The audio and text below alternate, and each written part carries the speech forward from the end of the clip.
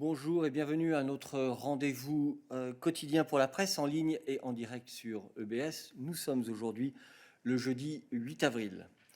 Nous avons une unique annonce à vous faire aujourd'hui pour laquelle je passe la parole à Anna.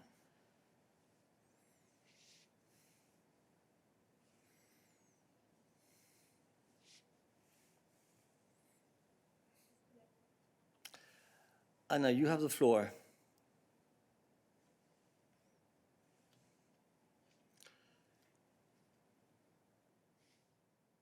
Okay, we seem to have a connection issue with Anna today, so I will read out the announcement myself. 1 year ago today, the European Commission and the High Representative set out plans for a targeted EU response to support our partner countries' efforts in tackling the coronavirus pandemic. Combining, we seem to have a problem with the sound. Sorry, we will interrupt until we can solve the issue.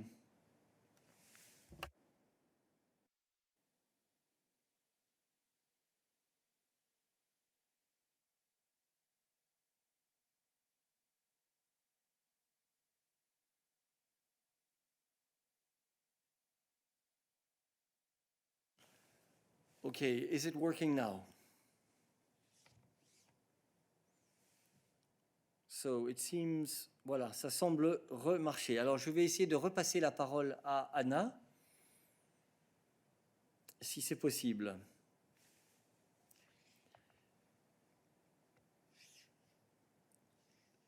Nous n'arrivons pas à avoir de connexion avec Anna, donc je recommence.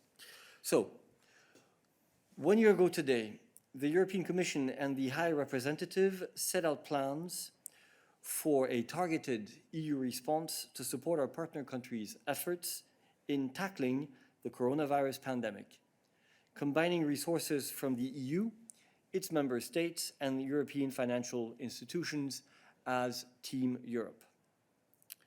As Team Europe, we have mobilized over 40 billion euros in support for more than 130 countries across the world. And today we are pleased to announce that more than 26 billion euros have already been disbursed. This is 65% of the overall package and exceeds the original 20 billion pledged 1 year ago, demonstrating that the EU stands by its partners in these difficult times. This collective global support is focused on emergency response and immediate humanitarian needs, strengthening health, water, sanitation, and nutrition systems, and mitigating the social and economic consequences of the pandemic. In parallel, Team Europe is also working to ensure global, equitable access to COVID-19 vaccines, and this is why we are one of the leading donors of COVAX, with over 2.2 billion euros and supporting the rollout of vaccination campaigns, including in partnership with the WHO. You can find more information in our press release, including the tables with detailed information on the funding per regions and countries. So, I see that we have a slightly difficult situation in the sense that the floor channel is not working at the moment, but you can listen to us either in English or French interpretation. I assume that when I'm speaking English, you hear my own voice, and the French interpretation if you prefer French. Okay, so we will, since there is sound available in any case, we will continue the midday briefing and inform you as soon as the floor works. Patricia is saying, well, it seems to be, okay, you seem to have different types of issues. So, Christian, nous passons à ta question. Et excusez-nous encore pour ces problèmes techniques. Je t'en prie. Oui, bonjour, ça fonctionne, le retour, vous m'entendez bien? Ok, je souhaiterais revenir sur ce qui est devenu aujourd'hui le Sofagate, je suis désolé. Mais le Parlement européen vient de réagir par la voix de 2 de ces grands groupes pour déplorer l'image de désunion donnée par les présidents des 2 institutions à Ankara. Alors, ma première question c'est avez-vous le sentiment à la Commission que le président Erdogan a cherché à humilier Mme von der Leyen et l'Union européenne par le traitement qu'il a réservé à la présidente de la Commission européenne? Ma deuxième question, manifestement tout le monde charge sur le protocole en expliquant que, contrairement à ce que tu nous dis hier Eric, le protocole, la préséance à l'international place le président du Conseil en premier et la présidente de la Commission un petit peu en retrait en second. Juncker, qui connaît bien l'histoire pour avoir présidé la Commission européenne et avoir dû s'asseoir dans un sofa, a confirmé ça aussi de Politico, donc je veux bien le croire. Et donc, ma deuxième question, vous avez expliqué que ce n'est pas le protocole de Bruxelles qui avait fait ça, mais la mission, la représentation de l'UE à Ankara. Alors, je voudrais savoir si vous considérez que la faute est celle de la représentation de l'UE à Ankara, et donc de son ambassadeur, qui est l'Allemand Meyer Landrut, si je ne me trompe pas, un proche collaborateur de Mme Merkel, qui a été envoyé à Ankara pour des raisons très précises, pour les relations entre la Turquie et l'Union européenne. Est-ce que vous considérez que M. Meyer Landrut a fauté dans cette histoire? Est-ce que vous considérez qu'il faut le relever de ses fonctions? Merci. Merci de tes questions nombreuses sur ce sujet qui, je le rappelle, n'est pas du tout un sujet que nous avons souhaité mettre sur la place publique. Il me semble que lors de voyages de ce type, des incidents peuvent survenir. Et comme j'ai eu l'occasion de le dire hier, l'attitude de la présidente de la Commission européenne a été de continuer les réunions et de faire passer les messages que l'Union européenne devait faire passer. Et donc, lorsque l'on parle d'image de désunion, moi je te renverrai tout simplement vers l'image d'union donnée tant par la conférence de presse que le président du Conseil européen et la présidente de la Commission européenne ont donné ensemble à la fin de la visite. Et aussi, si tu regardes les médias sociaux, et notamment le compte Twitter, par exemple, de la présidente de la Commission et les photos que nous y avons mises, tu verras que tout cela montrait une visite s'étant déroulée parfaitement. Donc je crois qu'il faut vraiment essayer de se concentrer sur le message que nous souhaitions faire passer, qui est celui venant de la déclaration à la fin du Conseil européen du 25 mars. Ensuite, en ce qui concerne les questions de protocole, je suis désolé de maintenir mon affirmation d'hier, qui est simplement que, en termes de traitement protocolaire,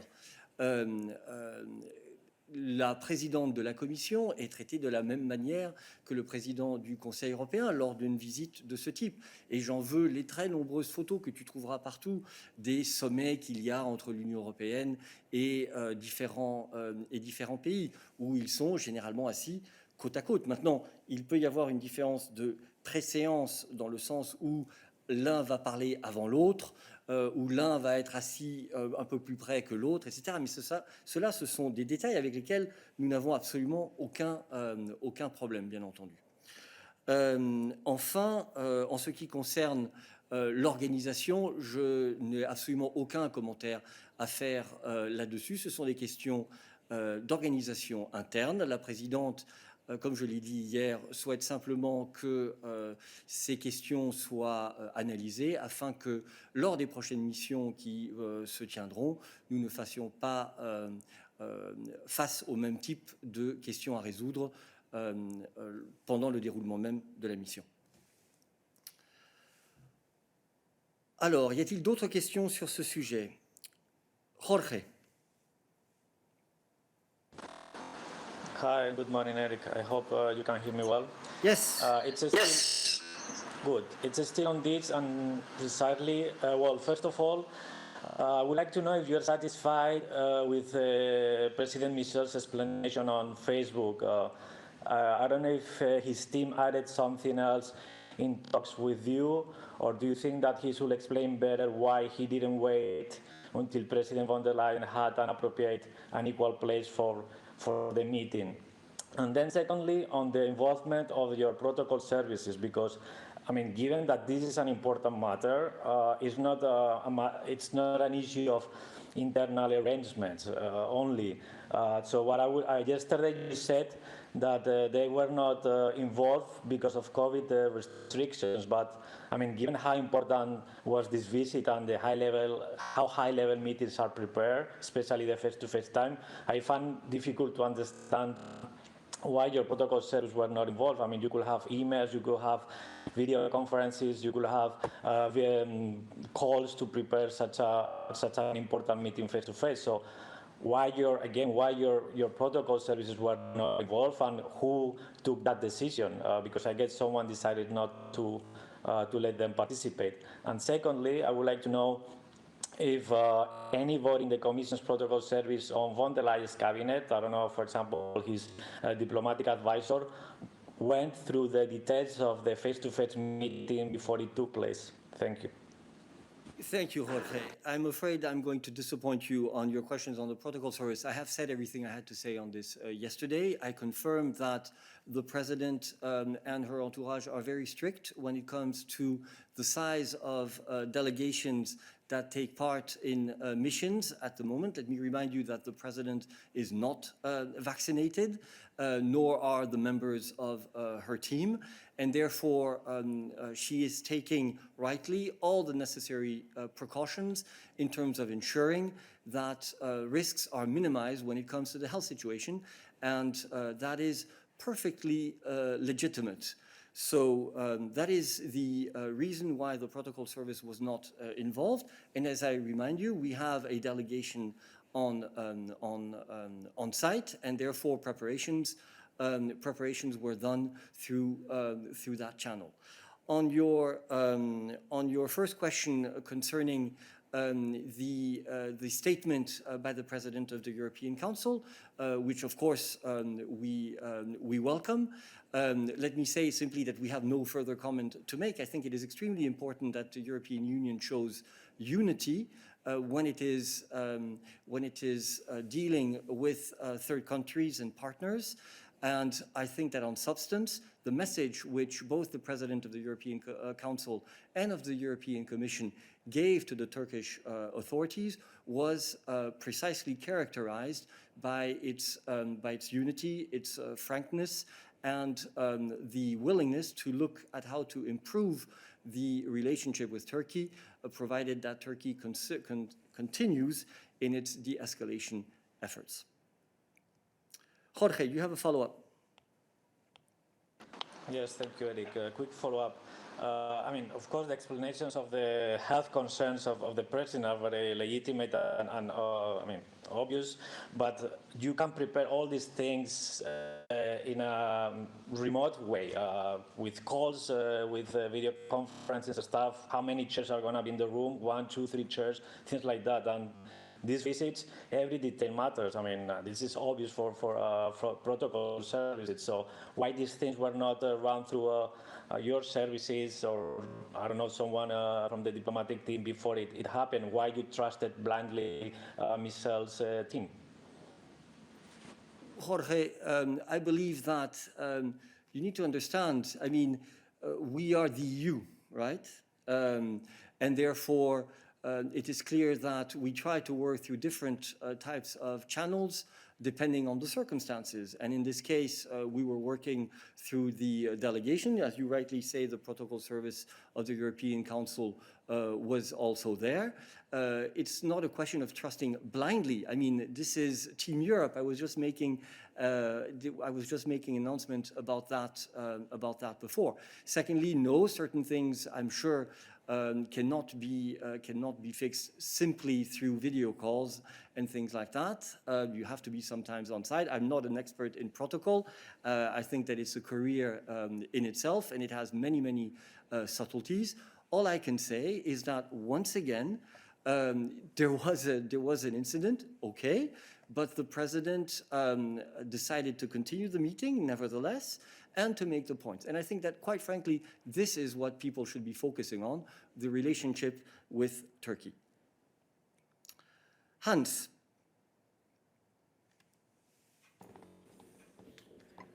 Yes, thank you.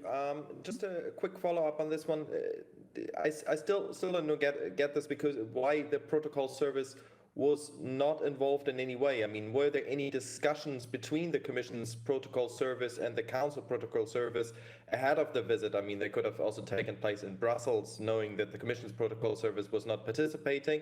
Or when you're saying it's not a question of we are trusting blindly because we are the EU, we are one team. So has there been any message been delivered directly to the Council's protocol service to express protest, because somehow there has been either a mistake been happening or there was a deliberate decision to accept this sort of protocol setting with the two chairs? And then later I would have a different question on Northern Ireland, so I would come back on that later. Thank you. Thank you. I have really nothing to add to the discussion on protocol service. I said everything I had to say yesterday. The President has asked her team to ensure that arrangements are made so that such situations do not arise in the future, and I will leave it at that. Samuel. Oui, bonjour Eric. Juste aussi un petit follow-up par rapport à cette question. Les Turcs, par la voix du ministre des Affaires étrangères, ont répondu ce matin qu'ils n'avaient commis aucune erreur et qu'en fait, ils avaient strictement répondu aux requêtes de l'UE en matière de disposition des fauteuils. Donc, est-ce que c'est vraiment un incident ou est-ce que c'est pas simplement une erreur des services protocolaires du Conseil? Ou est-ce que tu contestes la version des Turcs? Samuel, j'ai dit tout ce que j'avais à dire sur la visite hier lors de 50 minutes de questionnement sur ce sujet. Je n'ai rigoureusement rien à ajouter. Je pense qu'il est temps maintenant de passer à une autre étape dans notre discussion sur les relations entre l'Union européenne et la Turquie. Dans la vie politique et diplomatique, il peut parfois y avoir ce genre d'événements. Ce qui est important, c'est de pouvoir les traiter au moment où ils adviennent. C'est ce qui s'est passé lors de la visite, puis de continuer à avancer. Griselda.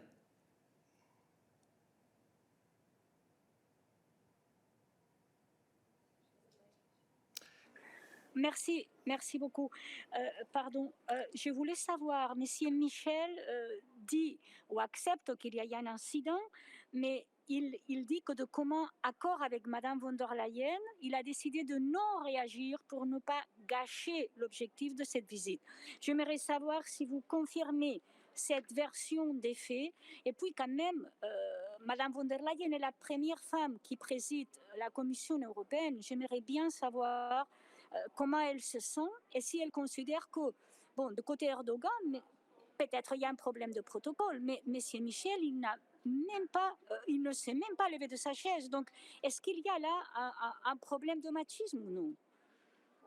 Merci Griselda. Encore une fois, j'ai expliqué hier en détail le déroulement des événements selon la perception de la présidente de la Commission européenne. Elle a fait face à une situation d'ordre protocolaire à laquelle elle a réagi de la manière qui est certainement celle que les citoyens européens attendent de leurs responsables politiques, c'est-à-dire de ne pas laisser cette situation entraver le dialogue avec nos interlocuteurs turcs, ou avec ses interlocuteurs, en l'occurrence le président Erdogan. Tout le reste, ce sont des détails qui, à l'heure actuelle, n'ont aucune influence sur la manière dont nous allons travailler avec les autorités turques. Et c'est cela que nous souhaitons mettre en exergue. Derek. Bonjour Eric, vous m'entendez? Je t'entends, vas-y. Bonjour Eric, hier tu as affirmé que les présidents des deux institutions ont le même rang protocolaire. Pourtant il y a un accord institutionnel du 1er mars 2011 qui fixe un ordre protocolaire dans lequel le président du Conseil européen arrive avant le président ou la présidente de la Commission. Donc je voudrais arriver à comprendre... Vous évoquez depuis le début un incident de protocole. Si je lis cet accord institutionnel, je ne vois pas d'incident de protocole. Donc de manière très simple, est-ce que vous pensez que le protocole a été respecté ou pas? Je suis ravi de répéter ce que j'ai dit hier, Derek, qui est que il y a un rang protocolaire. La présidente de la Commission européenne est présidente d'une institution européenne, au même titre que les présidentes et présidents des autres institutions européennes. D'accord? Donc, à ce titre, par exemple, elle est membre de plein droit du Conseil européen en même temps, au même niveau que les chefs d'État et de gouvernement. L'accord dont tu parles, c'est un accord qui porte sur la préséance, qui fixe simplement un ordre entre les institutions et leurs représentants. Mais ça ne veut absolument pas dire que lors d'une rencontre avec un pays tiers, la présidente de la Commission européenne fait simplement partie de la délégation du président du Conseil européen. Elle est là au même titre que lui, et encore une fois, je le rappelle, cette mission avait été annoncée par les deux ensemble. Et lorsqu'il y a des sommets avec des pays tiers, les présidents des deux institutions sont assis côte à côte face à leur interlocuteur, quel que soit le pays tiers. Voilà, c'est tout ce que j'ai dit hier et que je maintiens. Je tiens à ajouter encore une chose, parce qu'on dit que vous n'arrêtez pas d'insister sur un incident protocolaire, etc., etc. Nous n'insistons sur rien du tout. Pour nous, encore une fois, il n'y a eu aucune déclaration proactive de notre part. Nous ne faisons que répondre à un certain nombre de questions de vous sur base d'images qui ont été diffusées de la réunion. Si vous regardez les déclarations de la présidente, ce qu'elle a mis sur son compte Twitter, etc., vous verrez qu'il n'y a aucune mention qui est faite de cet événement. Donc franchement, je crois qu'il ne faut pas exagérer l'importance que nous-mêmes avons pu donner à cet événement. J'essaye simplement de vous expliquer quel a été le ressenti de la part d'une institution, de la part de la présidente d'une institution, face à un événement lors de cette mission. C'est tout. Voilà, et nous allons faire en sorte que nous puissions clarifier les choses pour qu'à l'avenir, les missions se déroulent conformément à une conception commune des mesures protocolaires à mettre en œuvre. Georgi. Oui, bonjour Eric. Je ne sais pas, tu m'entends? Ok. Écoute, Monsieur Borrell a subi une humiliation en Russie et Madame von der Leyen en Turquie. Alors, tu vois, moi j'aime bien l'Europe et ce que je voudrais entendre de toi, c'est que là, vous faites attention maintenant, vous allez faire attention que ça ne se reproduise plus. Enfin, est-ce que tu peux dire ça, s'il te plaît? Georgi, je ne suis pas sûr de comprendre ta question. Le message que nous avons passé aux autorités turques a été extrêmement clair et détaillé. Qu'il y ait eu un événement lors de cette visite n'enlève rien au fait que je pense que la mission a été un plein succès en termes de dialogue avec la Turquie, afin de faire comprendre à nos interlocuteurs turcs quelles étaient les positions sur les différents sujets de l'Union européenne, et évidemment d'écouter les positions de la Turquie. Donc de ce point de vue-là, je ne vois absolument pas où est la difficulté. Tu as une question de suivi?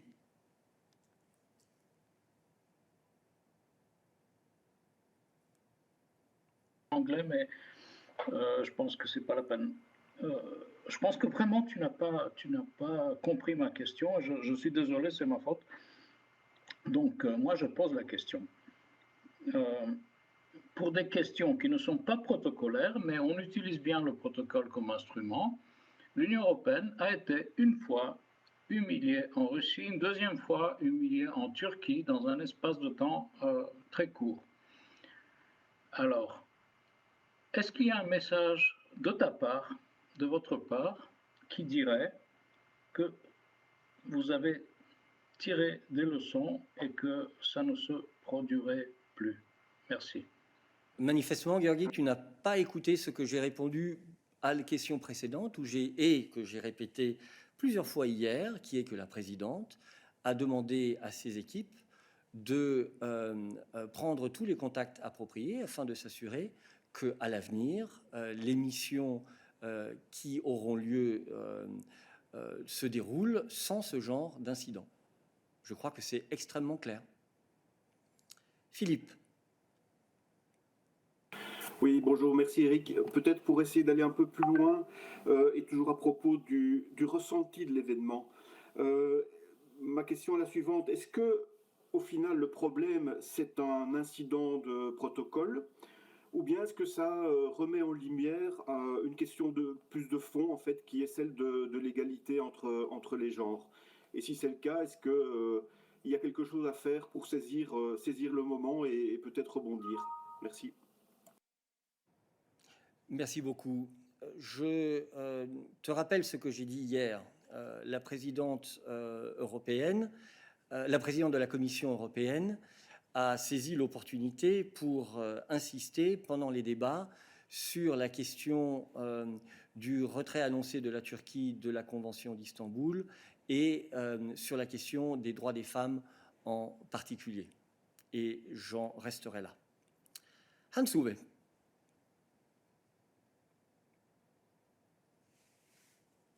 Good afternoon. Sorry, I want to go away from Sofagate to the concrete results of the meeting. Can we have already some details? What are the milestones?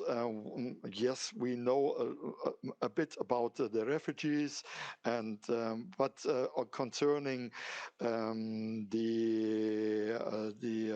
research or the maritime activities of Turkey in the Eastern Med, are there some concrete results on which we can build? Could you elaborate on that one? Thank you, Hans-Uwe. Look, the mission took place the day before yesterday. We give you a full debrief. In fact, the presidents of the two institutions gave you a full debrief. You cannot reasonably expect that 2 days after the visit, we have substantive new developments to announce. This is a process. It's the beginning of a process, as the president said.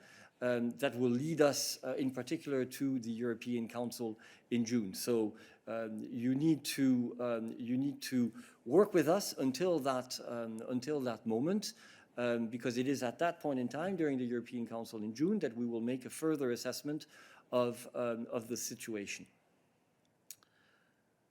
Mose.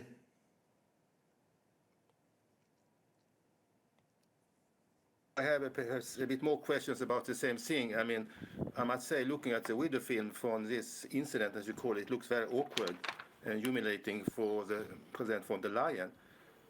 And I wonder, how do we know that EU citizens really expect her or President Michel not to react stronger against such an incident which happened? That is my question. I'm sorry, I don't understand your question. My question is because I think you said before, I mean, to the other questions that President von der Leyen reacted calmly. In fact, she did that in order not to, let's say, blow up the meeting. But it was a very awkward situation for her, I understand. And I'm not sure that European citizens expect her to act in this way, facing such humiliation. The Turkish hosts. Well, I mean, of course, you are perfectly entitled to your own judgment, but I believe that the president made a judgment call on the spur of the moment, which was to put first and foremost the long-term interests of the European Union, which imply that we need to discuss the issues with Turkey, the issues that are of common concern. Now, I'm sure that there are 1,000 different views as to what would have been the right way to react, and that is perfectly legitimate. But as it turns out, the president took the decision to continue the discussions, and I think that this is perfectly legitimate. Philippe.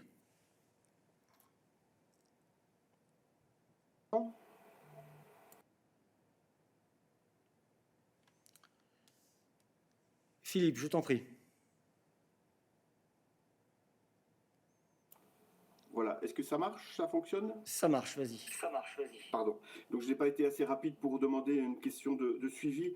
Quand tu dis que lors de l'événement, la présidente a saisi l'opportunité pour insister sur la question du retrait de la Turquie de la Convention d'Istanbul et sur le droit des femmes, est-ce qu'elle considère que le moment est opportun justement pour porter cette discussion concernant la Turquie, ou bien est-ce qu'il y a une sorte de momentum pour en parler également au niveau de l'Union européenne? Merci. Le commentaire que j'ai fait s'adresse au contexte dans lequel la discussion a eu lieu. Mais bien entendu, tu connais les positions très claires de la présidente sur la Convention d'Istanbul en général et en particulier et sur les droits des femmes en général. Bien entendu, la position de la présidente en ce qui concerne cette convention concerne l'ensemble des membres qui ont signé la convention et pas simplement la Turquie. Christian. Oui, merci. Deux petits points. Madame von der Leyen avait précisé sur la Convention d'Istanbul que 4 États membres de l'Union européenne n'avaient pas ratifié, que c'était très embarrassant, qu'effectivement on pouvait demander à la Turquie de revenir à une convention qu'elle avait signée, mais qu'on ne pouvait pas en faire un cas de blocage. Donc je voudrais savoir si c'est vraiment le cas. Ma seconde question, au cours de leurs entretiens à Istanbul, Madame von der Leyen et le président Michel ont tous les deux parlé comment on appelle ça, du financement des réfugiés syriens qui sont aujourd'hui et afghans qui sont aujourd'hui en Turquie. Il est vrai que le sommet européen a dit qu'on allait poursuivre ce financement. Moi, ce qui m'intrigue, c'est qu'un chiffre est sorti hier de sources européennes qui citait une fourchette de 2 à 4 milliards d'euros pour la poursuite de ce financement. Alors je voudrais savoir si ça a été négocié et discuté dans les termes concrets, aussi concrets que cela à Ankara. Est-ce que effectivement un des deux présidents a mis sur la table un chiffre? Je pense que vous, puisque c'est la Commission qui a les chiffres plus que le Conseil, est-ce que vous avez mis ce chiffre sur la table? Est-ce que c'est une fourchette? Moi j'entends dire qu'effectivement il n'y a pas de ligne dans le prochain MFF sur la Turquie et qu'il va falloir faire avec ce qu'il y a et que les États membres vont devoir mettre de l'argent au panier pour continuer ce financement. Est-ce que tu peux m'éclaircir ça? Sinon, juste un petit point de détail. Tu dis effectivement, Madame von der Leyen a exprimé son ressenti. Le vrai problème qu'on a aujourd'hui, c'est que le ressenti de Madame von der Leyen fait un ressenti de la part de Monsieur Michel, qui a l'impression qu'avec ce qui s'est passé, il passe pour un mufle, pour un goujat, pour quelqu'un qui n'a aucune éducation et aucune solidarité pour son binôme de la Commission européenne. Et ça, c'est un petit peu embarrassant et on ne peut pas le régler comme ça en passant sous le tapis. Mais ça, c'était mon point de vue, ce n'était pas une question. Christian, sur ce dernier point, malgré tout, j'aimerais quand même que l'on remette les choses dans l'ordre. La présidente n'a absolument rien évoqué. Vous nous avez posé des questions. C'est tout. Il est normal que la présidente d'une institution, qui représente donc cette institution, considère qu'il fasse partie de son rôle de s'assurer que cette institution est traitée selon les procédures prévues. C'est tout. C'est tout. Voilà. Pour le reste, crois-moi bien que de notre point de vue, il n'y a absolument pas matière à passer 1 heure ici en salle de presse à discuter de ces questions. Voilà. En ce qui concerne la Convention d'Istanbul, si j'ai bien compris, ta question portait sur une éventuelle différence de traitement entre pays en ce qui concerne la ratification. Je passe la parole à Nabila. Merci Christian pour ta question. La violence contre les femmes et les jeunes filles et les filles est pas du tout tolérable. Les femmes ont besoin d'un framework légal pour se protéger. C'est ce qu'a dit la présidente. Pour ce qui est de l'accession de l'Union européenne du Council of Europe de la Convention d'Istanbul, qui prevent et combat la violence contre les femmes et la violence domestique, ce sont des priorités qui sont clés pour tout ce qui est pour la Commission européenne. L'Union européenne a signé la Convention d'Istanbul en juin 2017 et depuis, on travaille très étroitement avec le Conseil pour l'accession de l'Union européenne.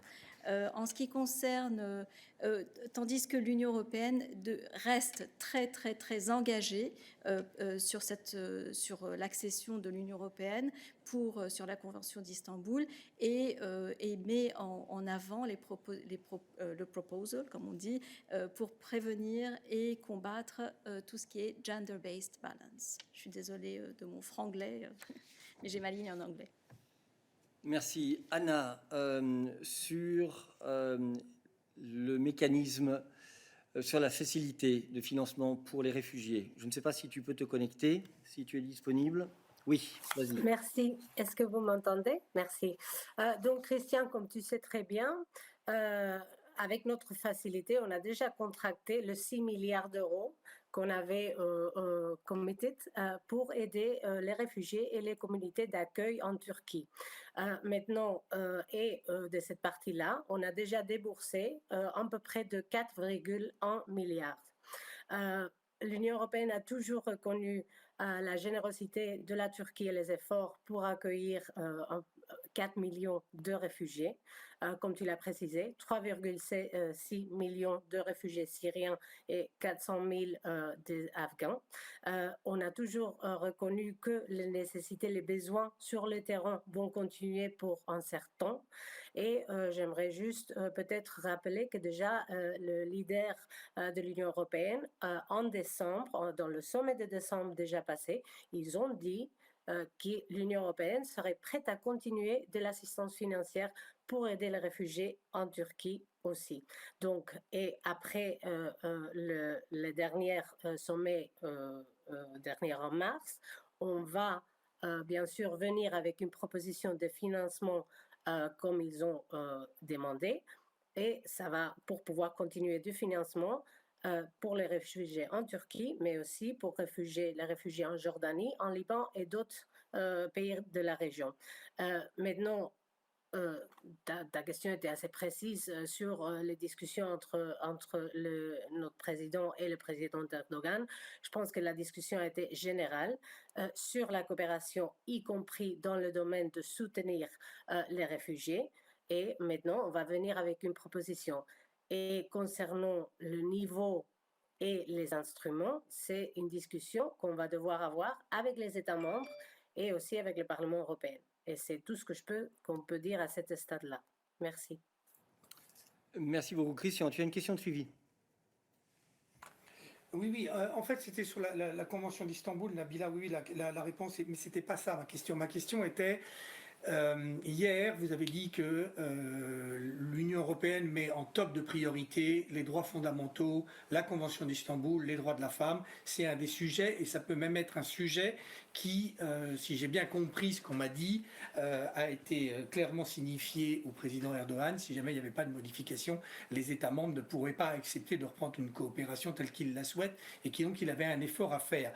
Le problème sur la Convention d'Istanbul, c'est qu'il y a 4 États membres de l'Union qui ne l'ont pas ratifiée, et qu'effectivement, on ne peut pas considérer qu'à partir du moment où certains membres de l'Union européenne ne ratifient pas la Convention d'Istanbul, on peut considérer que le fait que la Turquie soit sortie de cette convention, ça peut être un point qui bloquerait tout le processus qu'on a engagé. C'était ça ma question.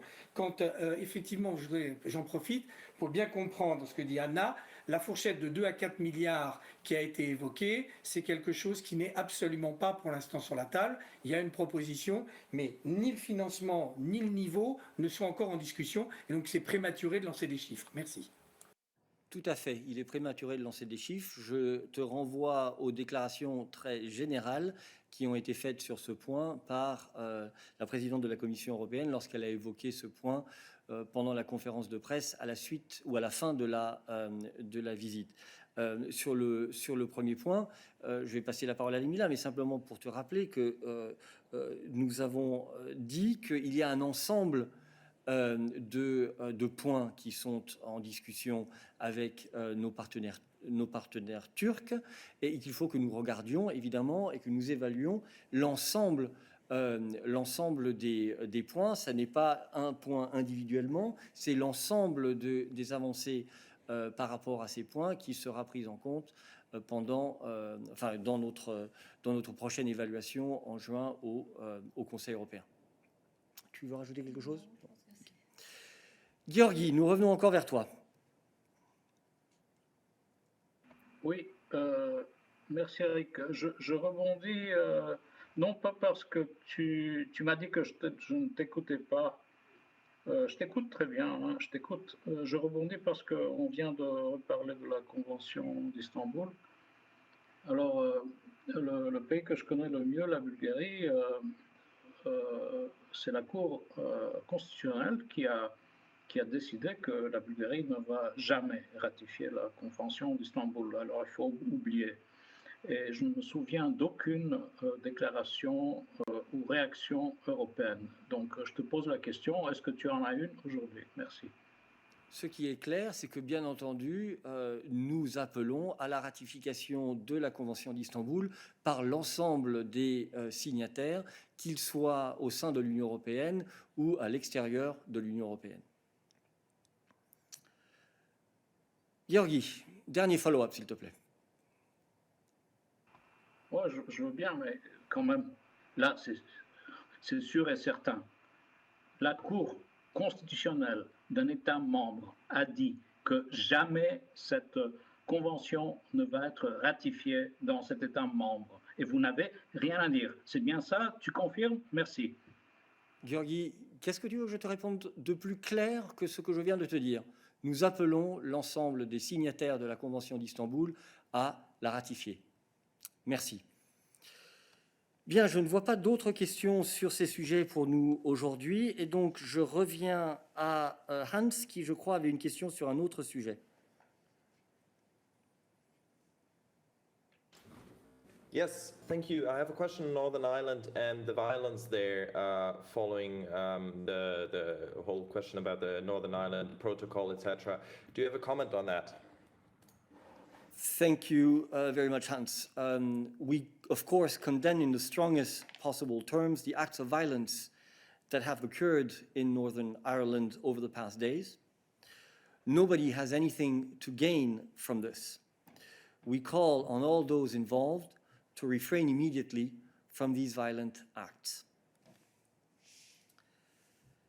Thank you. Are there other questions for us today? Yes, I see other hands raised. I move to Tommaso. Yes, hi, Eric. Good afternoon. My question is on vaccines. So, following the last evaluation by the EMA on the vaccine AstraZeneca, some member states are now limiting the use of AstraZeneca, while many people are refusing the shot. So if the company now respects the deliveries, there might be a surplus of AstraZeneca doses in Europe. Is the Commission thinking about modifying the contract to avoid this excess of unwanted doses? And what can the governments do with the doses they already bought? Can they resell them to other EU countries or extra EU countries? And does the European Commission recommend to donate AstraZeneca doses to low-income countries? Thank you. Thank you, Tommaso. I think your question has two dimensions. One, which is contractual, which I will ask Stéphane to answer. The other is more in terms of sharing or donating vaccines, which is in the portfolio of Anna. And as you know, we are working on a mechanism on this. But first, let's move to Stéphane, and then we'll move to Anna. Thank you very much. Maybe the first thing I would like to say or to stress is that the public health of the European citizens is a priority for us, and this is one of the reasons why we have always insisted, also in this context, on a scientific approach. Now, when you look at EMA, which is the independent agency of scientists checking the safety and the effectiveness of the vaccine, you see that in yesterday's opinion they've been very clear. The benefits outweigh the risks. So I think this is extremely important to bear in mind. We are, of course, aware that vaccination is a national competence and that member states may decide to follow stricter approaches when it comes to vaccines. This being said, vaccination decisions in one member state can affect, of course, those of other member states. Commissioner Kyriakides at yesterday's meeting called for a coherent approach. It would of course make sense that on the basis of the same set of evidence, similar decisions are taken in the different member states, but in the end this remains a decision for the member states. Now, we continue to work on this. This is not the end of the process, I would say. Commissioner Kyriakides asked member states to task experts to work with EMA to develop a coherent approach across the EU based on further guidance and analysis of the studies on the age group. So as far as we're concerned, the contract with AstraZeneca is ongoing. We expect from the company, of course, as we have already stressed on several occasions, the delivery of a sufficient number of doses within the necessary deadlines or delivery deadlines. And so we continue to follow the situation. We continue to follow this in the context of what we call pharmacovigilance, monitoring the situation together with EMA and the ECDC. Thank you. Thank you, Stefan. I will ask Anna to come in on the donation mechanism. Hi, many thanks for the question. Maybe I would just like to precise in the context of our support for COVAX that, as you probably know, a precondition for COVAX to be able to actually supply vaccines is that they have WHO emergency use listing. So, of course, COVAX follows the criteria in that sense of the WHO. And maybe just to recall that the AstraZeneca were listed for emergency use by the WHO on the 15th of February. And as regards to the sharing, I think that the two basic principles are that, of course, EU would donate or share or transfer vaccines that were secured under the EU's advanced purchase agreement. So the same that we would share for the European citizens, we would be open, of course, to share for the citizens of our partner countries, following exactly as Stefan has explained, the same procedures in terms of monitoring the security and the efficacy of the vaccines. And again, here I think that Stefan made very clear that we follow the EMA's scientific opinion on this. And just to precise that, of course, also the sharing is done on the basis of a voluntary principle by the member states. Thank you. Thank you, Anna. Tommaso, you have a follow-up.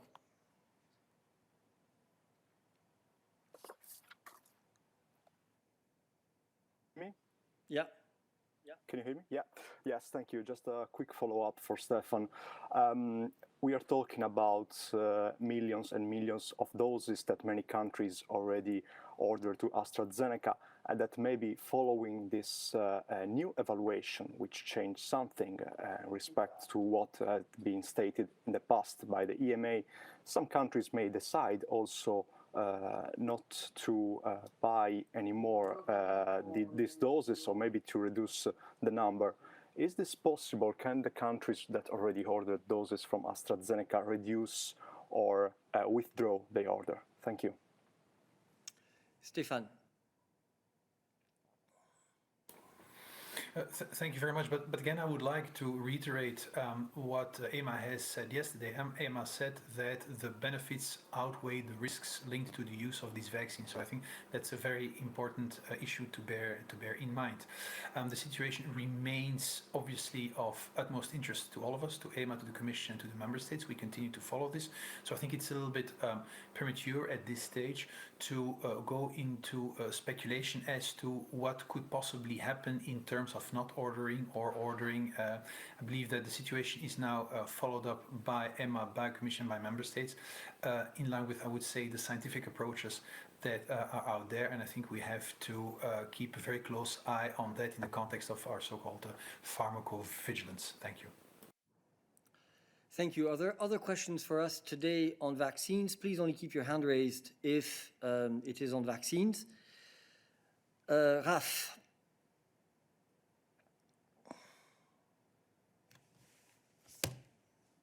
the EMA issued its advice yesterday, and still we have governments taking all kinds of measures that are not in line with it. And the EMA was supposed to be the gold standard for all these issues. Is the Commission disappointed that the EMA gets so blatantly disregarded by member states? And also, do you think that these government actions create an issue of trust if people across the EU see how member states react in such a different way? Thank you.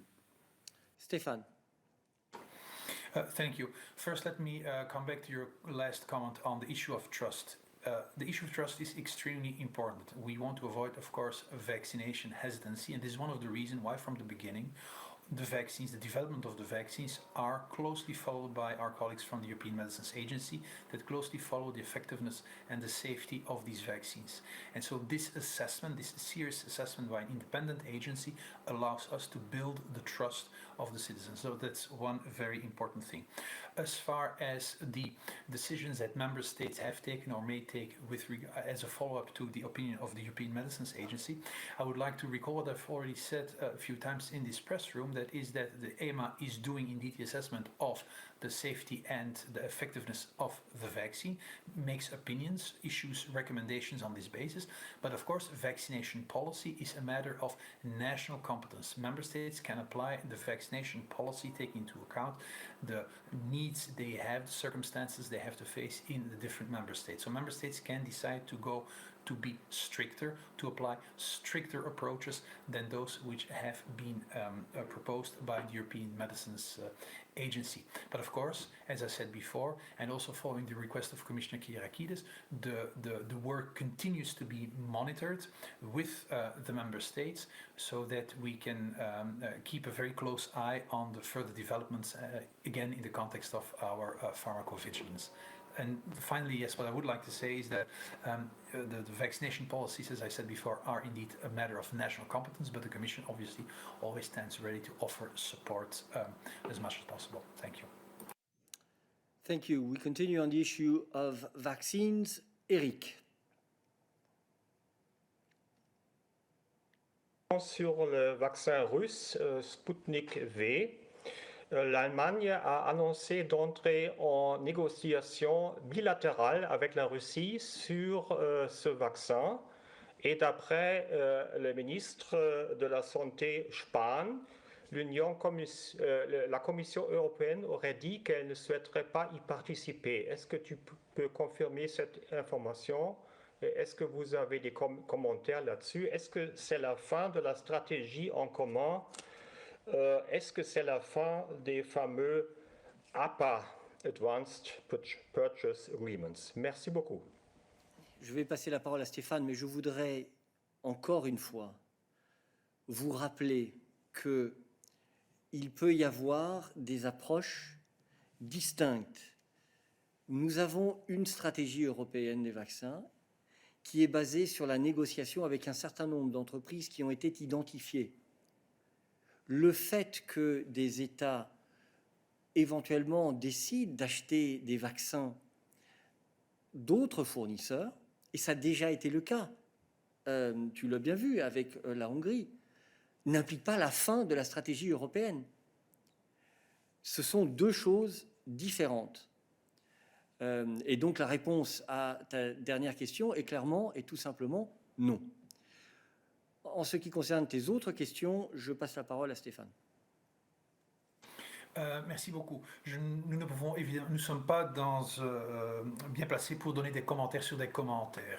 Mais je tiens à souligner en effet ce que Eric a aussi souligné, c'est le fait que lorsqu'il s'agit de vaccins qui ne font pas partie de notre stratégie de vaccins, de notre portefeuille de vaccins plutôt, les États membres ont la possibilité de décider d'acheter ou d'entrer en contact ou de négocier des contrats avec les développeurs de ces vaccins qui ne sont donc pas couverts par notre portefeuille. Comme ça a déjà été le cas en Hongrie, par exemple. Lorsqu'il s'agit, par contre, en effet, d'un vaccin qui fait partie de notre portefeuille, alors les règles, vous connaissez bien, concernant le fait qu'on n'accepte pas de négociations parallèles, s'appliquent. Donc, et pour conclure, n'oublions pas que notre stratégie nous a permis, entre-temps, d'établir un portefeuille de 2,6 milliards de vaccins, tous sur base de cette collaboration entre les États membres et la Commission et les sociétés de vaccins. Mais encore une fois, les États membres ont la possibilité de conclure des contrats avec des vaccins qui ne font pas partie de notre portefeuille. Merci. Merci beaucoup, Stéphane. Joe, I know that your question is on Northern Ireland, so we will come back to this later. Naomi, is your question on Northern... okay, Joe, you have a question on vaccines as well. Go ahead. But only on vaccines for the moment, please. Yeah, hi, Eric. Is it still in the Commission's mind that Britain has a vaccine export ban or something that is tantamount to a vaccines export ban, please? Come on, Joe. I mean, it's not because you're going to ask a question 10 times that we're going to be changing our views. I have no further comment to make on this issue. Thank you. Naomi, a question on vaccines. My question is actually on quarantine. So it's a kind of travel question. Thanks. We will come back to that at the end of the questions on vaccines. Sophie.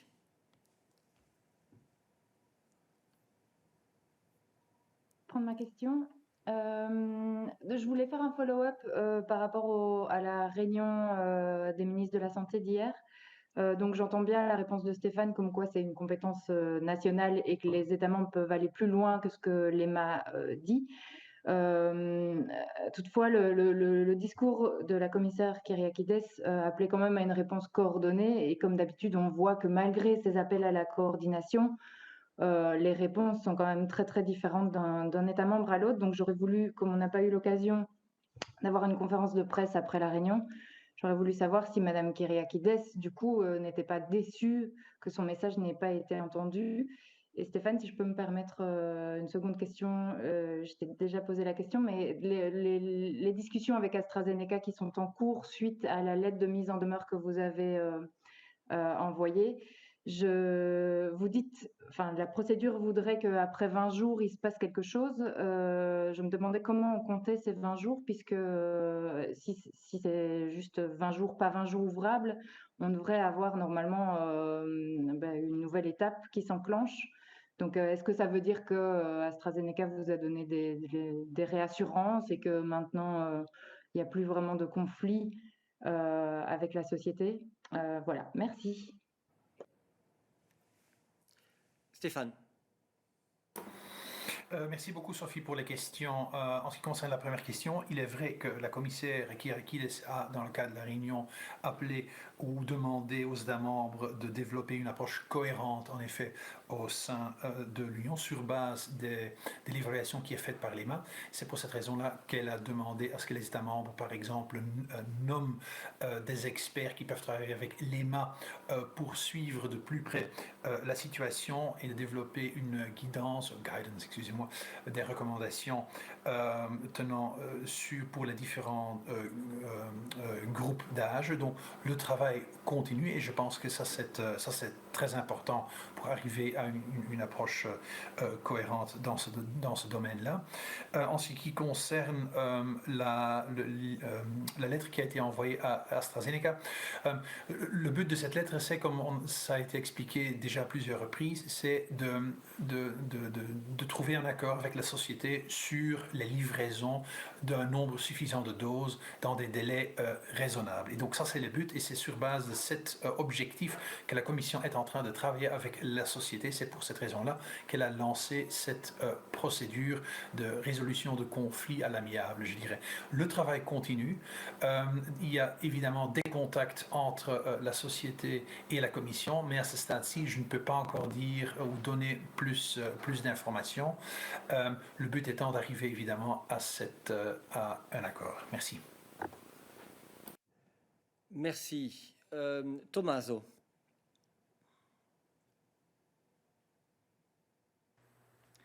Oui, bonjour, merci pour l'opportunité. C'est un follow-up à la question de ma collègue sur la lettre que la Commission a envoyée à AstraZeneca il y a 20 jours à peu près. Et dans le contrat est prévu que après 20 jours, il doit avoir une rencontre entre les dirigeants de la Commission et de la compagnie pour essayer de résoudre la question en amitié. Est-ce que ces rencontres ont déjà lieu ou pas? Merci. Stéphane, je ne sais pas si tu as quelque chose à rajouter. Est-ce que tu as répondu à la question de Sophie? Merci, mais j'ai bien peur que non. Comme vous le savez, nous ne donnons pas de commentaires sur des discussions, sur des négociations qui sont en cours avec la société. Je tiens à souligner ce que j'ai souligné avant, c'est que des contacts sont en cours entre la Commission et la société dans le but justement d'arriver à cette solution à l'amiable. Mais je suis malheureusement pas dans une position d'aller plus en détail en ce qui concerne substance, procédure, où on est exactement à ce stade-ci. Merci beaucoup. Merci. Christian, tu as une question sur les vaccins ou si c'est une question sur JCPOA, on reviendra dessus après. Donc, merci de ne prendre la parole que si c'est sur les vaccins pour le moment. Oui, c'est bien sur les vaccins. En fait, j'aimerais comprendre. J'ai un petit doute. J'avais cru comprendre que pour le certificat, ne seraient reconnus que les vaccins qui ont été homologués par l'EMA et la Commission, puisque la Commission valide ces vaccins. Donc je voudrais savoir quel est l'intérêt de se faire vacciner avec un vaccin qui n'a pas été homologué. Est-ce que ça risque pas de faire capoter tout le système de certificat qui, normalement, doit permettre dans un mois ou deux aux citoyens de l'Union européenne de circuler librement dans l'espace Schengen et ensuite, plus tard, de savoir qu'est-ce qu'on fait rentrer comme ressortissant, sur quelle base de vaccin, qu'est-ce qu'on va reconnaître et ne pas reconnaître. J'avoue que je suis un peu perdu maintenant. Pour rappel, la proposition de la Commission prévoit qu'un État membre puisse, à partir du moment où il reconnaît des droits liés à... Enfin, pas de reconnaître des droits, mais à partir du moment où il reconnaît un vaccin, même s'il n'a pas été approuvé par l'Agence européenne du médicament, donc il puisse le faire, mais que dans ce cas-là, ils doivent le reconnaître pour l'ensemble des citoyens de l'Union européenne. Donc tu as en quelque sorte une automaticité en ce qui concerne les vaccins approuvés par l'EMA et la possibilité pour les États membres de reconnaître d'autres vaccins. Voilà, pardon, c'est plus clair comme cela. Francesco.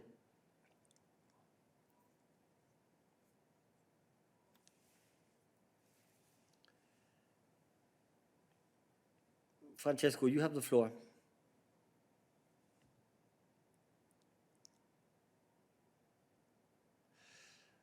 Okay, we seem to have a problem. I go to Susanna.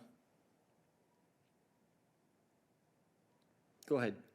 Go ahead. On vaccines. Thank you, Susanna. On vaccines. Yes, it is kind of follow-up still on Sputnik. And Stefan just reminded us of the huge amount of vaccines that are included in the European portfolio. So my question is, does the European Commission think that we need, or the member states need, other vaccines outside this portfolio, for instance, Sputnik or any other one, well, whatever, taking into account this huge figure that Stefan just mentioned? Thank you.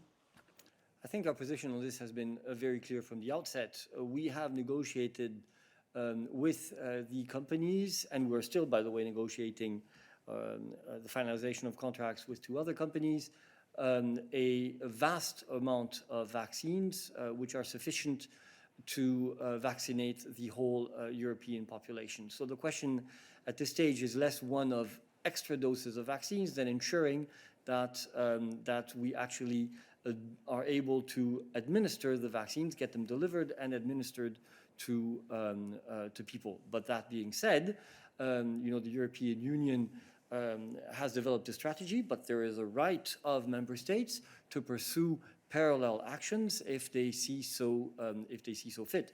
Our responsibility is to ensure that the vaccine strategy which we have put in place is successful and allows us to meet the objectives that we have set with the member states when it comes to vaccination. Right, I come back to Naomi now, who had a question on quarantines. Yeah, thanks, Eric. Ireland is set to impose mandatory hotel quarantine requirements on arrivals from the EU, from other EU states. It's been suggested that this could be against free travel in the single market. Does the Commission have a comment on it, and what's your position? Thank you. I pass the floor to Stéphane.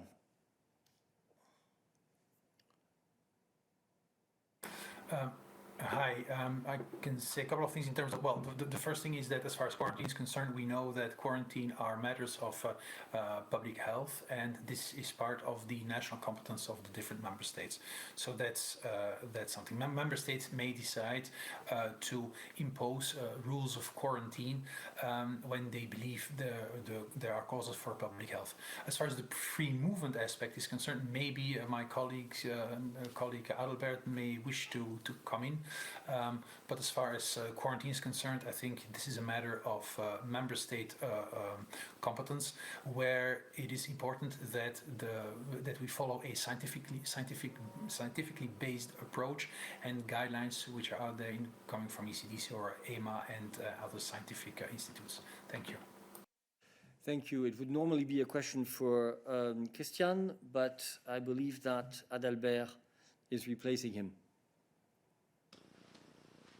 That's correct. Thank you very much, Eric. And following up on what Stefan was saying, so he's indeed entirely correct that quarantine and testing requirements and the conditions for these are national public health measures which fall under the competence of the member states. However, from a free movement perspective, wherever such measures affect the citizens' right to free movement, they must comply with general principles of EU law, such as proportionality and non-discrimination. And as part of our coordinated approach to looking at those issues in the context of the pandemic, as you will certainly know, Naomi, the Council adopted a number of recommendations about restrictions to free movement, which were based on proposals by the Commission. The latest of these recommendations dates from the 1st of February this year, which addresses in particular the question of what to do with the problem of variants, as well as the new dark red color that was added to the common map of the epidemiological situation by the ECDC, indicating areas where the virus is circulating at very high levels. And this amended recommendation provides quite explicitly that travelers from such areas, so dark red areas within the EU, should be required to do a pre-departure test as well as undergo quarantine or self-isolation after arrival. And similarly, such measures could also apply to areas with high prevalence of variants of concern. And our understanding is that Ireland would require mandatory quarantine from travelers coming from areas with a high prevalence of variants of concern, and as a result, these measures would not appear to go beyond what is set out in the Council recommendation. Now, of course, as also in the implementation of these measures, Ireland would need to ensure that that the general principles of EU law are complied with. However, as I said, in principle, this doesn't go beyond what's set out in the Council recommendations. Naomi, you have a follow-up. Yeah, just to be absolutely clear, so there's nothing special about hotel quarantine. So obliging people to do their quarantine in a hotel, not at home, and where they don't have a choice. There's nothing special about that which makes it against EU law if it's applied for people from other EU countries. There's nothing that distinguishes it or makes it disproportionate as compared to the quarantine, which is more common across Europe, which is that you do it in your own home. Thanks. Thank you. That's a question of proportionality, I guess. Adalbert, you want to add something on this? Yes. Not specifically. I have to say that the Council recommendations specifically address more the principle than the implementation, and then it is up to each member state to make sure that the implementation and enforcement are applied in line with the general principles of EU law. Thank you. Okay, we will take one last question on issues related to vaccines and vaccination because it's already 1:15. Regina.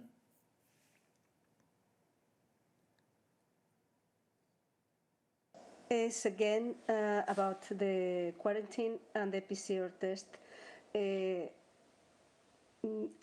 Does the European Commission know that the Belgian authorities don't care about the ECDC map?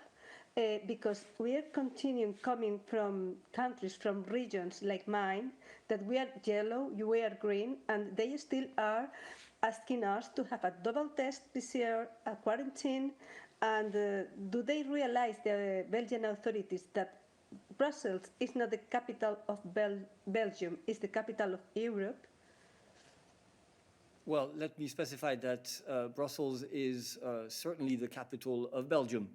That goes without saying.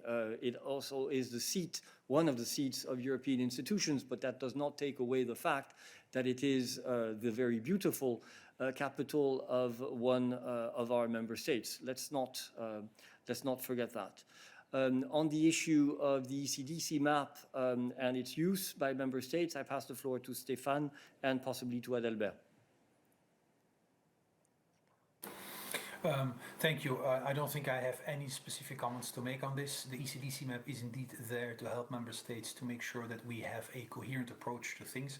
But in the context of the movement from other member states to Belgium and the use of the map, and as to whether Belgium is following it or not, I'm afraid I do not have any comment to make. Adalbert, you want to add something on this?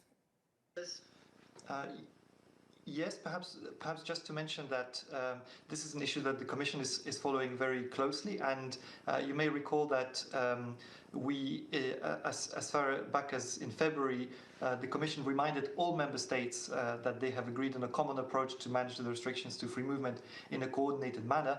And also in February, we actually sent a number of specific letters raising our concerns to 6 member states, including also Belgium, which are currently applying stricter measures than what is provided for in the recommendation.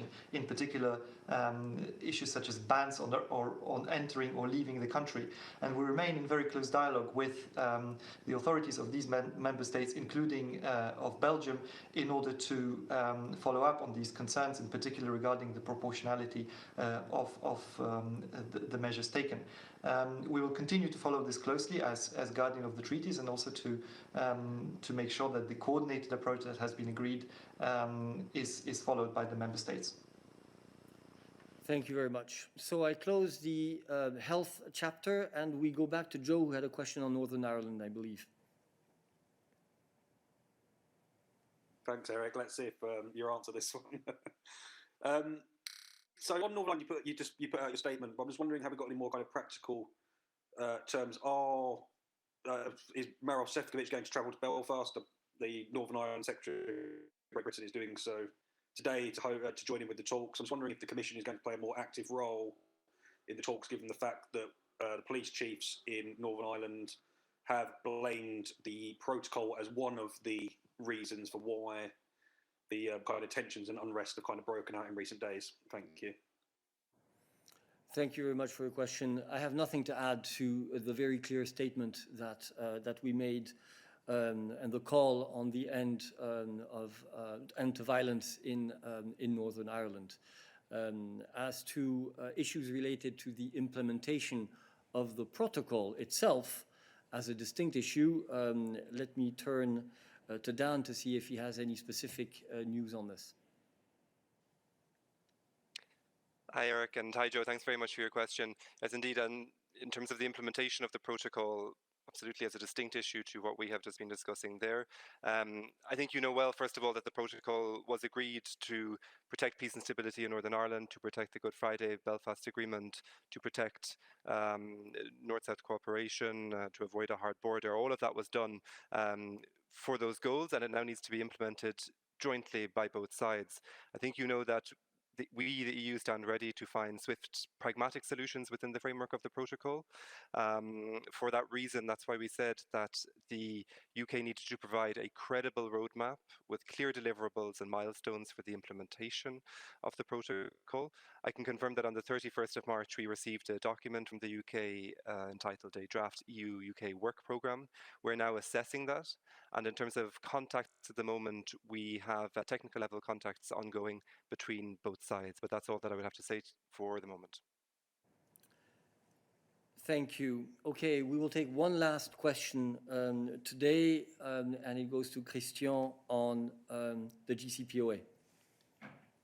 Christian, tu as la dernière question. Et la première d'ailleurs. Oui, merci. Merci. Je ne passe pas en caméra, mais si vous m'entendez, ça va. En fait, j'aurais voulu savoir si vous pouvez nous faire un point sur les négociations qui ont lieu aujourd'hui à Vienne sur le retour des États-Unis dans l'accord sur le nucléaire. Je voudrais savoir si effectivement la réunion de la commission mixte au niveau des directeurs politiques présidée par Enrique Mora est confirmée pour vendredi. Je voudrais savoir si les experts des deux groupes sont au travail aujourd'hui, si des avancées ont été enregistrées, et je voudrais savoir s'il est... on peut aujourd'hui commencer à évoquer la probabilité d'une réunion de la commission mixte au niveau des ministres présidée par M. Borrell, ou est-ce que c'est trop prématuré? Merci. Merci Christian pour toutes ces questions. Je vais essayer de me rappeler un petit peu de toutes les questions que tu as posées.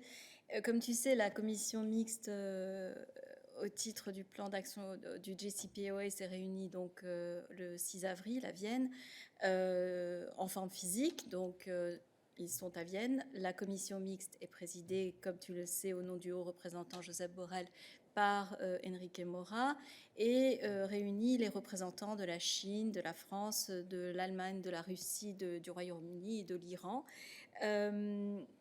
Au niveau des vice-ministres des Affaires étrangères, donc des directeurs politiques. La réunion a été constructive, ça c'est ce que je peux dire là-dessus.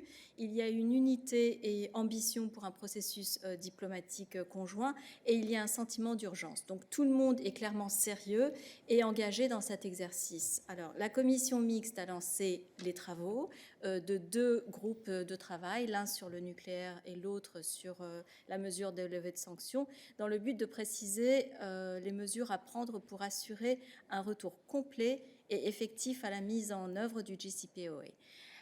Les groupes de travail sont, comme tu le sais, présidés par l'Union européenne en tant que coordinateur et feront régulièrement rapport à la commission mixte en fonction des progrès accomplis. Toute décision finale sera prise par la commission mixte sur la base du consensus. Les contacts séparés ont lieu avec les États-Unis dans le but d'alimenter le travail des groupes d'experts de travail. Les groupes sont présents à Vienne, ils continuent de travailler et en tant que coordinateur, donc l'Union européenne s'efforce de tirer le meilleur parti de cet espace diplomatique pour remettre le JCPOA sur les rails. Comme tu sais, notre objectif est clair et de revenir à la mise en œuvre pleine et effective de l'accord par toutes les parties. En ce qui concerne ta question sur une éventuelle commission mixte demain, donc vendredi, nous communiquerons au cas où ça devait se passer et nous enverrons un media advisory ou une alerte que tu recevras probablement là-dessus. Merci beaucoup. Sur ce, nous clôturons maintenant le rendez-vous de midi et nous vous retrouverons demain pour le dernier rendez-vous de midi de la semaine. Vous pouvez toujours nous rejoindre, nous contacter bilatéralement. Merci beaucoup.